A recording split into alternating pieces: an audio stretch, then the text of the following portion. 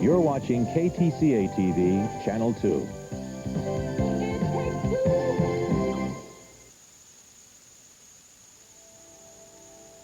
The following is a production of KTCA,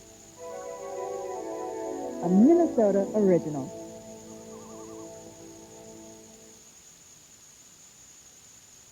Warning. The following program contains material which some viewers may find offensive. Well, that's your problem. But the real problem which this show attempts to examine is of serious concern to literally dozens. Total and consuming obsession with a television celebrity. Actually, we've only come across one person afflicted by this deadly syndrome, but God was he pushy. What follows is his story. This television station is completely irresponsible for the content of this program and produced it solely in order to get this guy off our backs.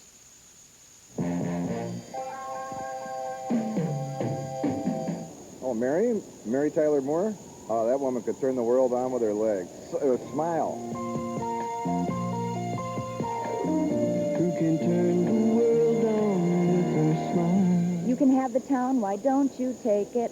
I really like that attitude. Well, it's you, girl, and you should know it. With each glance and every little movement you show it. She's the kind of woman who can take a nothing day and make it all worthwhile. Man, who needs it? You're gonna make it after all. You're gonna make it after all.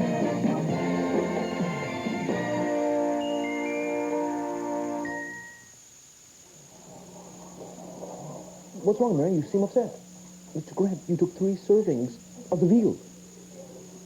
Yeah? Mr. Grant, there are 6 people. You took half. You mean that's all there is? What's on this platter? Yes. Mr. Grant, you've got to put some back. If you're like me, you've probably seen these shots hundreds of times. You've taken out-of-town visitors to the places where they were filmed. Maybe you visited them alone yourself in a moment of private reverence. But it's these opening moments, what we Mary experts call the frames of the gospel, that anchor this show so clearly to this town. Look, see Mary in an undisputably Minneapolis elevator, clutching a real Minneapolis newspaper. Look, there's Mary crossing the Nicollet Mall, ideally to a better clothing store. Wait a minute, freeze that, hold it. See, her feet do not touch the ground. Proof that she is the saint. See her stride perkily along our very own lakes. With those legs, she could do Lake of the Isles in 10 minutes flat. Look, there's Mary wearing the numbers of Fran Tarkington, like a real, true Minnesota woman, all of whom love football. Behold, she shops at IDS, just like the rest of us. The opening credits were shot here in Minneapolis, and we're going to go back to those locations, because you can learn so much from those spots, so much about the town, so much about Mary.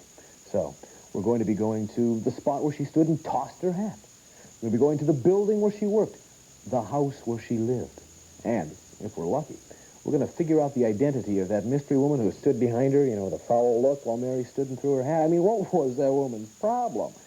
I mean, if I was there, I'd stand next to Mary, not over there, and I wouldn't be looking like that. I'd be, try to hope that she brought her arm down and maybe it hit me or something, or pick up the hat if she dropped it. I wouldn't be scowling like some creature with webbing on my hair, an inverted triangle for a face. What a pinched, awful, humorless life she must have led. There are questions that I want to get out there right away and start to figure out things that have been plaguing me for a large portion of my life. Like women in this town, when, if you actually meet one of them, you actually go out on a date, they say they like Mary. They say Mary's a role model, but let's say, if you actually get one of them to even sit down with you at lunch and you talk about Mary the whole time, they act like you're crazy when you're not. And we'll be talking to people who are nothing like Mary at all, like my mother. I mean, if you want to find somebody who's nothing like Mary, I mean, nothing at all, it'd be my mother. So we'll be doing those Mary things and talking to people about Mary and going places. Is that okay? Before the search officially began, I did a sort of screen test with the TV crew. Sorry, Dan. I guess they were pretty impressed with my on-camera professionalism, and they certainly met my expectations of being everything that a television crew ought to be. James, you were great. You were really, really great. No, that's okay. Thus assured, the Channel 2 crew and I headed to Mary's house. The house, as any Minneapolis resident worth his salt knows, is just a stone's throw from Lake of the Isles. You can't miss it. There! That's it! That's it! Who can turn the world on with her smile? Oh, that's the house we stopped for directions. Oh, okay. Okay, go up real fast and then take a left. Speed up, take a left. Says the man with the merry dowsing rod. Em, breadcrumbs, you got any? No, I Won't don't get think lost in Kenwood that way. No, Johnny, croissant crumbs. There's no time to eat. There! That's it! That's it! Take a nothing day and suddenly make it all seem worthwhile. No, sorry. Well, if they put a balcony on it and painted it white and something. Is there a school around here somewhere? Because, at the end of the credits, at one point, she was leading some kids across the street. It doesn't mean that they shot the scene by her house. Okay. There! That's it! No! It is gone, then, this link to the past, this anchor to the world that once was. A telling comment, perhaps, on a city so obsessed with the lure of the new that it has no time for its own past. Or perhaps it is around here somewhere, inscrutable behind a hedge. That in itself a sign of that Scandinavian need for privacy, that continual shielding of the self from the prying eyes of the public. So the house is gone, lives only in memories. What if...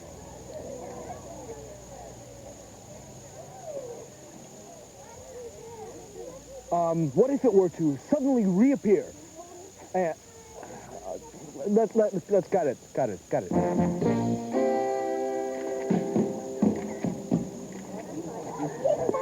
Oh, it's $5. Oh, my God. $5? What, are you putting new shingles in the thing? Are we paying for your siding? I don't have $5. Anybody got $5? Thank you. Excuse me. Public television, excuse me.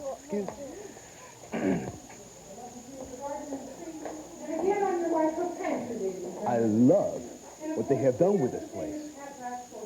I mean, it's a little more spacious, I think, granted, than we all would have thought it was going to be.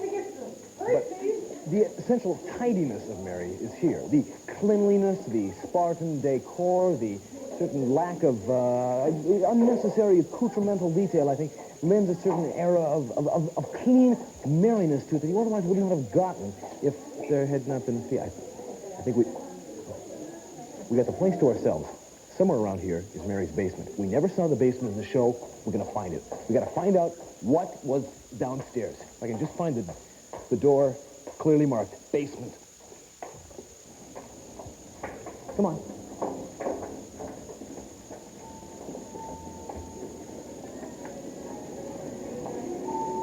It's handy, I guess. As the search continued, I began to feel some anxiety about what Mary really means to this town. But at least it's the kind of winsome, endearing anxiety Murray the writer used to have when he was in need of some reassurance. I mean, why take my word for it that the Mary Tyler Moore Show means anything? I mean, we need the opinion of an expert. We need to know there was something here so deep, so profound, that only someone heavily tenured could see it. We found our expert in Professor Ariel Dumont, who teaches a class in Marxist Perspectives on Situation Comedies. Professor Dumont, author of the seminal work Thesis, Antithesis, Synthesis, Three's Company, had some interesting ideas. Professor Dumont, the Mary Tyler Moore Show began in the late 60s. Now, do you see any evidence of the radical politics of that very turbulent decade in this program? A blind fool could see it. So you're saying, yes, you see evidence of the politics? All of television is inherently political.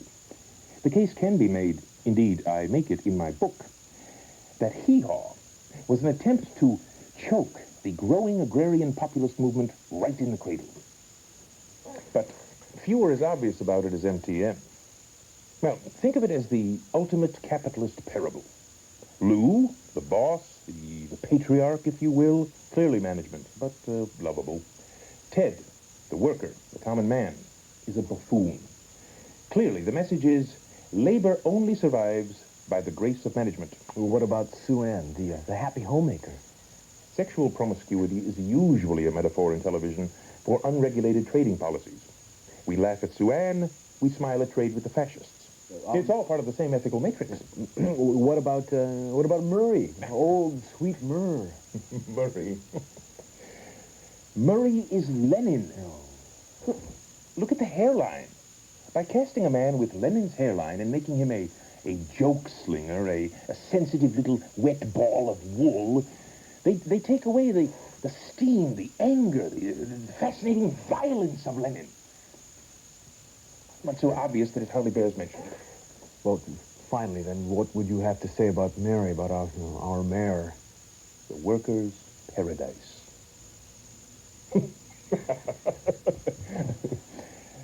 Just kidding. No, Mary, through her wardrobe, legitimized conspicuous consumption. I see. Well, Professor Dumont, it's very fascinating, and I'd like to thank you. It's amazing how you see these things.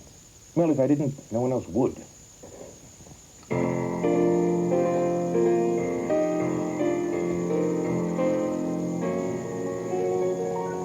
Well, as you can tell, I've got my finery on tonight. And that's because we've got a special treat. We're going to go grocery shopping, but not at any grocery store. We're going to one of the most trendy, vital, cultured, vibrant grocery stores in the entire Twin Cities, where Mary used to shop. I know what you're thinking. Mary was a simple gal with simple taste. But, after all the dull dates that she had, she needed some excitement, and this was the place. The issue we're trying to settle tonight is something we'll call for our purposes the ground chuck of discontent. I mean, you've seen the film clip. I don't think I've ever seen Mary look so existential. I mean, what question was she posing of God? Why the heavenward look? Had she come looking for fish, but somehow given in to the base carnality of meat? Was the meat too lean? We don't know, but I want to find out. There are some who say that it wasn't actually meat that she was throwing at all. That it's buns. Well, we took that film and we subjected it to careful digital analysis in several costly California labs. And after frame-by-frame evaluation, well, they decided it's not buns, folks. The verdict is meat. Hi. Excuse me, can I take this one out? Thank you.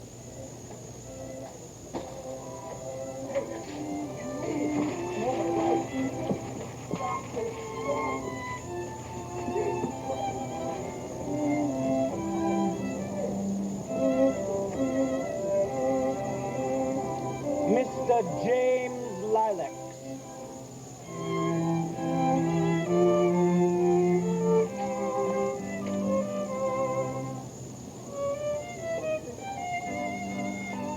Well, this is a find. We were down the aisle tossing a little meat of our own, and what do we find but the guy who was there when Mary threw the meat? Oh, yeah. I was just a kid, an apprentice. And, I come into work one day, and they tell me you're going to be cutting meat for Mary Tyler Moore. Right. I sliced a finger chopping the first pound. I'll bet you were nervous. No, I'm just a bad butcher. I've never really gotten the hang of knives, I'm sorry. I almost sliced this one off of the knuckle just before he got here. Well, why then the choice of you to cut the meat for Mary? Well, jobs were on the line, and they figured if somebody had to take a fall, be fired, might as well be the new kid. Yeah, well, things, I guess, were tense. Oh, yeah. Mary, Ms. Tyler Moore, she wanted the patties to be perfectly circular. Yeah. And, of course, when you're hand-forming meat patties, they tend to be irregular. Everybody knows. Almost elliptical, you might say. Her expression, then, in that take? She was ticked. She was really ticked. They did a take after that where she just took her arm and right across the shelf, knocked everything right on the floor. What happened to the meat that was used in that shoot? Bruised beyond use. Yeah, meat can only take so much punishment. And some of the guys picked up the patties off the floor and had them laminated, used them for paperweights. And I guess a couple of years ago sold them to some private collectors. Really? Either of those guys on duty tonight? They retired on that deal. Well, you must have kept one for yourself, at least. I fried it up with onions and ate it. I don't even like onions. I was in a very self-destructive phase of my life right then. Oh, jeez. I mean, no, it's all right. It's not deep. It's not deep. Bad. Oh, gosh.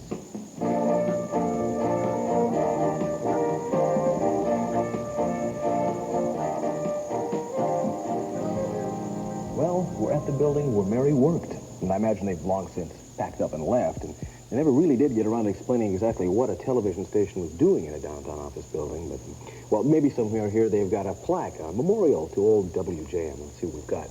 We've got lawyers, accountants, lawyers. Lawyers, accountants, lawyers, accountants, lawyers. Ah! TV Guide magazine. A coincidence? I think not. Cool. Way cool. Whoa! A veritable cornucopia, a cavalcade of TV greats. And there's the brightest star in the firmament herself, Mary. How you doing, kid? And Lou had a 17th century word processor. This is great. This is great. Spiritually, it's right. Spiritually, it reeks of Mary. It's perfect. And those would be the windows where she looked out when she was working every day. Those would be the windows. The show was filmed in Hollywood in front of a live audience. Well, if they hadn't filmed it in Hollywood in front of a live audience, those would have been the windows. Well, this is right. If the Mariosity of this place holds, and I think it's going to, we're going to see behind any of those doors, we'll see a sensitive, balding guy. We'll see a deep-voiced, obsequious guy with silver hair. We'll see a gruff but lovable boss who's big with a black tie. I know they're here. Let's go find them. I kind of feel like Geraldo. I know I'm right about this. It was only later, when I consulted a statistical analysis of office workers, that I discovered that each place of business has, on the average, 2.3 balding sensitive men, 4.8 silver-haired, deep-voiced, obsequious men, and 3.1 gruff but lovable men with crudely knotted ties. At the time, of course, I thought I'd stumbled onto something. But they were understanding about my reasons for my visit and helped me to come to terms with the fact that there were no traces of Mary left. Bruised but not discouraged, I was still haunted by the specter of that scowling woman behind Mary. Who was she? I had to know. Following an anonymous tip, and the need for a good stiff drink, I found a German bar owner named Marlene who claimed that she, as an aspiring actress, had won out over heavy competition to get that part. Originally, I was to have been this older friend of Mary's who tells her not to go throwing hats in the street. It's silly. But it was cut. She was a little bitter about the experience, which certainly explained the scowl, but still, she was more than happy to do that face for us. It was free to anyone after $50 worth of pull tabs, actually. I couldn't believe it. She looked exactly the same. I mean, after all these years, she showed absolutely no signs of artistic growth. I mean, Mary had gone on to do movies and at least 27 other TV series, but Marlene was still trading on past glories. Maybe I should have been clued in by the name of the place, which was the Marlene Who Stood and Scowled Behind Mary Bar and Grill. I don't know. The whole thing just, it wasn't working out. After all this time, I was still no closer to finding the true meaning of Mary than I was when I set out. It was enough to make a man drink twice his body weight in cheap beer. Hey, wait a minute. What scene does that line go with? Love is all around. No, Nick, he was the one, and he was one of the original Crickets. Okay, and the Crickets were led by Buddy Holly. Right. And he died on the way home to Fargo, which is my hometown. And that was Sonny Curtis, who didn't die, but he was one of them. And if you understand that, then you start to see why the program is so important to me. Yeah, I can... You know, it all comes down to that hat. The hat? When I was in high school, I had a flame, a girlfriend. Whoa. And she would sing of such exuberance, of such joie de vivre, and she, one day on a fine spring morning, just took off her hat and threw it up in the air out of just love of life. Wow. And so you were really, really moved by that. I've never been so embarrassed for anybody in my life. Mary could do it. That was the thing. Mary could do it. And if you don't understand that about Mary, you don't understand anything, and I don't even know why I'm talking to you. Mary, if you're out there, I love you. I love your spunk. I love your wit. I love your legs. Both of them. I'm on a search for you here, Mary. I'm finding out what you mean to me. You don't know me. I don't know me, but I know that out of all in television, out of all the cathode ray tubes in the land, you had to walk into mine. Here's looking towards you, kid. Bob, I Play it, think we have Lou. enough. Played it for her, Lou. You can play it for me. Selling half of the court for 10 years. Okay, I mean, I'll do it, but I don't want to do it. Why? Look, there's nothing wrong with wanting to throw your hat with Mary did. It's the notion of making a buck off. Yeah, I understand. All right, here. Try to use it in this deal, okay? It'll take a couple minutes. I think It's commercialization, Mary. Here it is, just like Mary. To the show. Here, can you stand right here? Where do you want him, Bob? Yeah, let's do it.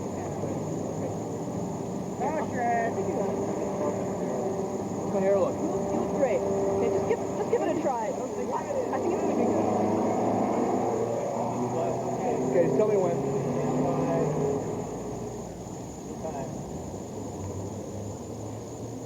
Exuberance, spunk, spirit, joie de vivre, those are the things about Mary that we love the most. And it was here, on this street corner, on a wintry afternoon, that Mary made that gesture that etched her forever in the hearts of millions. Okay. That was great. Good. Okay, you got your deposit, you signed the waiver, you got your hat. Yep. Right, there's next painted right over there on the sidewalk. That's where you stand. Okay. Which way was she facing? That way. Hey, and watch the light, will you? I give you Mr. Scratch Belfry, an apparently shameless entrepreneur who ekes out a meager living here in the corner of the Nicolette Mall, renting hats to people who want to toss them like Mary did. Mr. Belfry, a couple questions, you don't mind. Why are you doing this? Figured I could make a buck at it. Yes, well, no surprise, really. Well, tell me, did you tap into a pre-existing need for this, or did you create a market all by yourself? What? Well, let me put it in primeval English for you, then. How did you get started? Oh, well, I used to have a food cart on this corner. Yogurt, tofu, sprouts, health food. Yeah. But they kept shutting me down, so I figured I'd give this a try. You know, hat inspectors in this business, if you know what I mean. Hey! I said to watch the light. Oh, jeez. There goes the premiums right to the roof. But, I mean, you got a lot of people come through. Business is good? Business was good. Yeah, so good now I got company. Hey, why don't you find another corner to work, huh? Hey, free enterprise, man. Cheaper prices and better hats. Yeah, better hats. I got the original. Go on. Toss a hat just like Mary. Got the original right here. What? Hey, you know, I'm thinking about adding video rentals. Oh, yeah. Sun-tanning booths, they're not going to go so well in this corner, so I figured I'd give that a try. What do you think? Bound to make millions. What kind of people come through and rent the hats? Well, people who can't separate fantasy from reality. Do you ever watch old Mare on TV yourself? Nah, wrestling's on. You know, I got to toss the hat. I got to give it a try. But thanks. Look. Yeah, don't forget to sign the waiver. I got to go through that. I got it. Okay. $10, kick it up. How you doing, champ? You gonna toss a hat? $10. Better wait just a second. Yeah, you better sign the waiver here right now. Oh, great.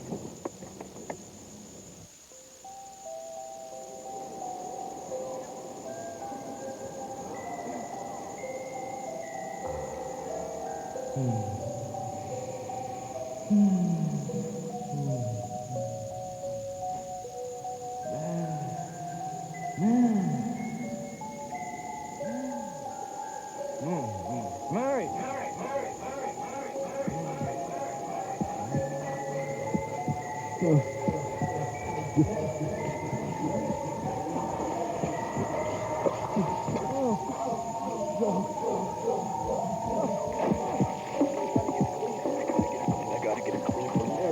Clean for Mary. Mary's the kind of woman you think has to be believable. She's just that kind of a girl. It's filthy. Clean for Mary. I'm coming, Mother.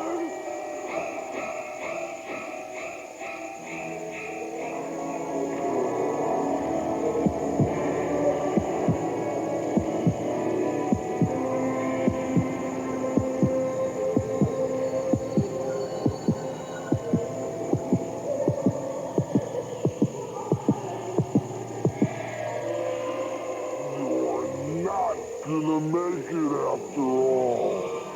You're not gonna make it after all. You're not gonna make it after all. No! Yes, he's going to make it after all. Oh. Man, am I glad you guys are here. I just had the worst nightmare. We know. Believe me. The special effects alone are gonna bust the budget. James, I'm really sorry we couldn't get you a private room.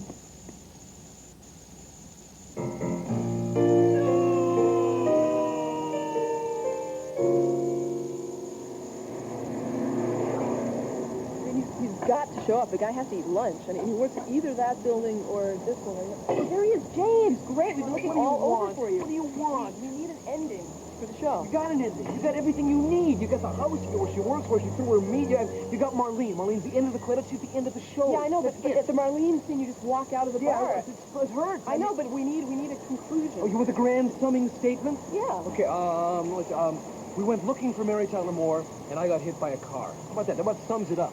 You know, I had a little bit more than my bones shed. I had a few illusions hurt on that thing. Celebrities aren't what I thought they were, all right? I mean, let's just leave it at that. They don't mean anything to a particular town. They just come in, they do their stuff. We think they mean something, but they don't. Then they leave. And I'm not going to get attached to a celebrity again. You can go. Hello, darling. Oh, hello, everybody. Welcome to a prairie home companion. Coming to you live from the World Theater in downtown St. Paul, Minnesota.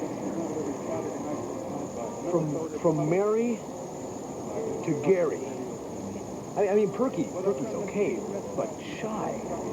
Now that's deep. Excuse me, can you tell me how to get the World Theater from here? I understand it's somewhere around here.